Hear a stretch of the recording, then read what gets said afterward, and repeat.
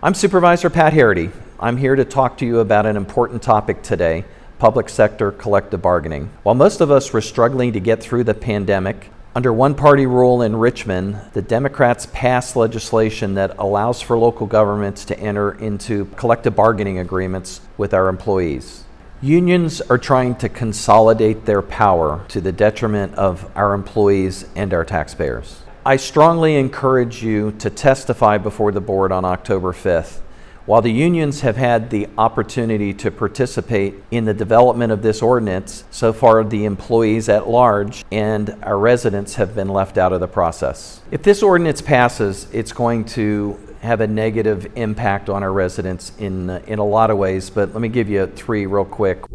On the first point, you're going to see your taxes increase.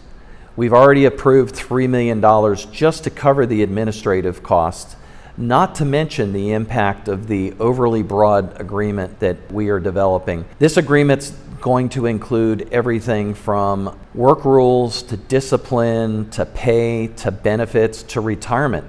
Not only is this public sector collective bargaining ordinance bad for taxpayers and residents, I believe it's bad for our employees as well. It is being drafted by a union whose leadership is not currently and has not been Fairfax County employees.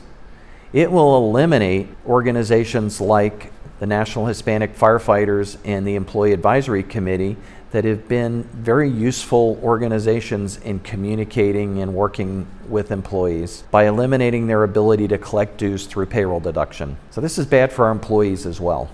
So second, this ordinance is going to reduce the quality of services that the county offers and our flexibility to provide services.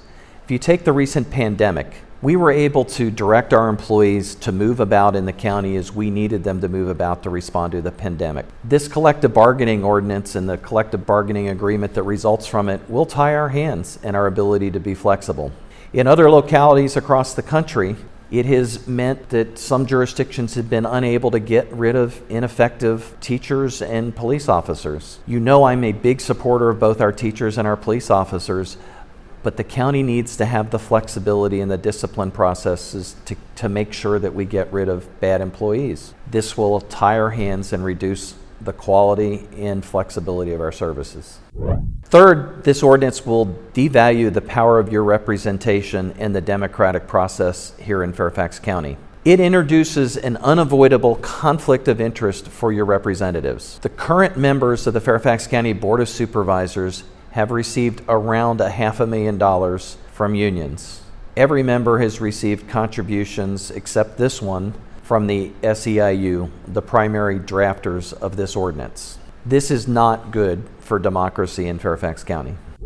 Nationally, states and localities that have passed these kind of broad collective bargaining ordinances have been trying to get out of them. In Wisconsin alone, they saved $2 billion by eliminating and changing their public sector collective bargaining. It is going to have a significant fiscal impact on the county.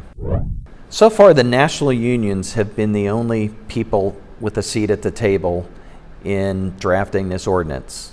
Residents, taxpayers, and largely employees have been left out of the process. Your chance to change that is on October 5th. We have the chance to stop this before we start it. That's why testifying on October 5th is so important. I strongly encourage you to come testify on the public sector collective bargaining ordinance on October 5th. Testifying has been made easy by the pandemic. You can submit a video, you can call in the night of the public hearing, or you can come in person and testify. Thank you so much for listening. Thank you.